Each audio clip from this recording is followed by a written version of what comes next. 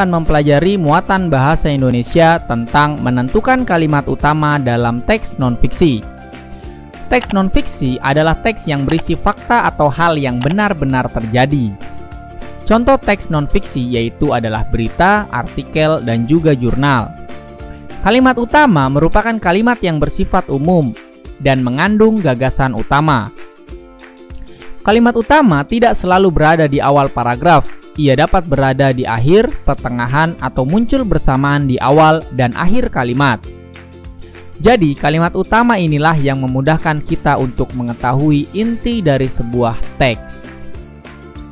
Untuk menemukan kalimat utama dalam sebuah paragraf, kita dapat membaca keseluruhan isi teksnya. Setelah itu, kita dapat mencatat informasi penting yang ada dalam teks tersebut.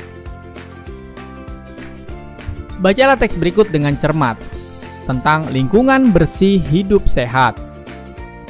Lingkungan bersih hidup sehat mempunyai arti lingkungan yang jauh dari kondisi yang menimbulkan penyakit. Lingkungan yang bersih akan menunjang terwujudnya hidup sehat.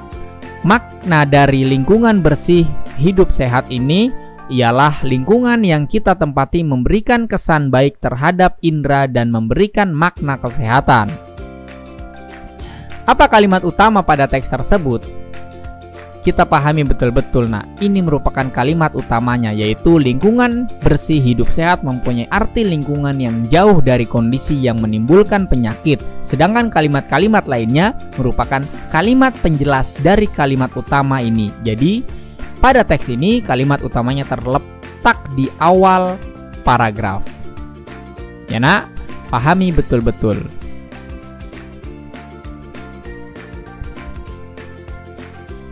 Selanjutnya yaitu muatan PPKN tentang hak sebagai warga negara Indonesia. Setiap warga negara memiliki hak dan kewajiban. Hak dan kewajiban berjalan seimbang untuk membangun masyarakat sejahtera.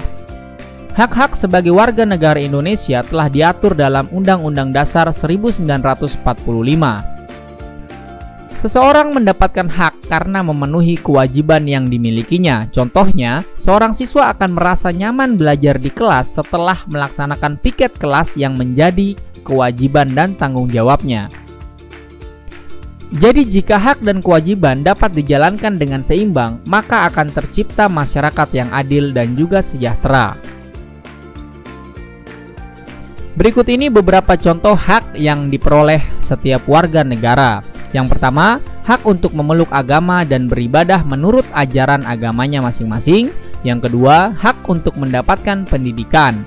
Yang ketiga, hak untuk mendapatkan pekerjaan hidup yang layak. Yang keempat, hak untuk mendapatkan perlakuan yang adil di dalam hukum. Yang kelima, hak untuk memanfaatkan sumber daya alam. Yang keenam, hak untuk mendapatkan fasilitas kesehatan dan umum.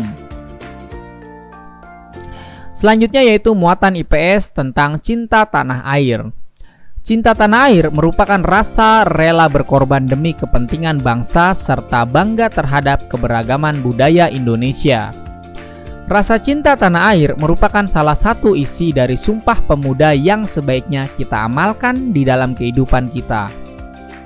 Berikut ini beberapa sikap yang menunjukkan rasa cinta tanah air. Yang pertama, melestarikan budaya Indonesia dengan mengenalkannya kepada masyarakat asing. Yang kedua, mempelajari budaya daerah lain dengan penuh semangat. Yang ketiga, saling menghargai dan menghormati antar warga masyarakat. Yang keempat, mengutamakan kepentingan bersama daripada kepentingan sendiri. Dan yang kelima, menghargai pendapat orang lain saat musyawarah atau diskusi kelompok. Cinta tanah air yang tersirat dalam isi teks Sumpah Pemuda yaitu sebagai berikut. Yang pertama, kami putra dan putri Indonesia mengaku bertumpah darah yang satu, tanah air Indonesia. Kemudian yang kedua, kami putra dan putri Indonesia mengaku berbangsa satu, bangsa Indonesia. Yang ketiga, kami putra dan putri Indonesia menjunjung bahasa persatuan yaitu bahasa Indonesia. Ini merupakan isi teks Sumpah Pemuda yang mengandung makna cinta tanah air terhadap Indonesia. Selanjutnya yaitu muatan SBDP tentang tari tunggal. Tari tunggal adalah tari yang dibawakan oleh satu orang penari saja, baik penari pria ataupun wanita. Penari pria biasanya membawakan tari dengan kuat dan gagah, sedangkan penari wanita biasanya membawakan tari tunggal dengan cara lembut dan anggun. Tari tunggal terbagi menjadi 3 jenis, yaitu tari tunggal ritual, tari tunggal tradisional, dan tari tunggal kreasi baru. Tari tunggal dipentaskan untuk acara upacara adat daerah setempat. Tari tunggal tradisional dibawakan sebagai ciri khas daerah tertentu dan biasanya sebagai tontonan masyarakat pada acara pesta rakyat. Tari tunggal kreasi baru merupakan hasil modifikasi gerakan tradisional yang sesuai dengan perkembangan zaman. Gerakan tersebut diciptakan oleh koreografer. Berikut ini beberapa contoh tari yang biasanya dibawakan secara tunggal. Yang pertama, tari lenggong dari Bali. Yang kedua, tari gambyong dari Yogyakarta. Yang ketiga, tari kelana topeng dari Yogyakarta. Selanjutnya yaitu tari kondangan dari Jawa Barat, tari merak dari Jawa Barat, kemudian tari jaipong dari Jawa Barat, tari kancetlasan dari Kalimantan Timur, dan tari gandrung dari Jawa Timur.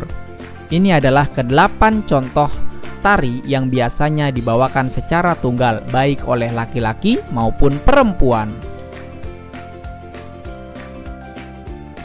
Selanjutnya yaitu muatan IPA tentang membandingkan masa anak-anak dan masa remaja. Ciri-ciri fisik pada masa anak-anak secara perlahan akan menghilang dan ciri-ciri fisik pada masa pubertas akan mulai tampak. Perubahan fisik dan perilaku merupakan hal yang wajar pada masa pubertas. Saat masa anak-anak, hormon yang berkaitan dengan fungsi reproduksi belum aktif, sedangkan memasuki masa remaja, hormon sudah mulai aktif. Aktifnya hormon reproduksi pada masa remaja menyebabkan organ reproduksi mulai dapat berfungsi dengan baik. Sebagai contoh, pada remaja laki-laki biasanya mulai tumbuh kumis. Perbedaan masa anak-anak dan masa remaja, perhatikan contoh gambar berikut ini. Tentunya berbeda bukan antara masa anak-anak dan juga masa remaja.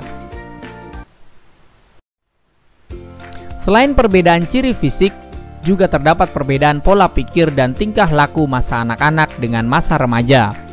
Masa anak-anak dapat melakukan pekerjaan ringan, namun juga masih perlu bantuan orang tua dalam beberapa hal.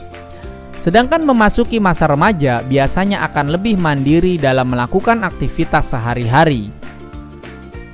Dalam lingkungan sosial, remaja biasanya suka menjalin persahabatan dibandingkan anak-anak. Memasuki masa remaja, rasa ingin tahu juga semakin besar. Perbedaan pola pikir dan tingkah laku masa anak-anak dengan masa remaja sangat dipengaruhi oleh lingkungan dan juga pergaulan.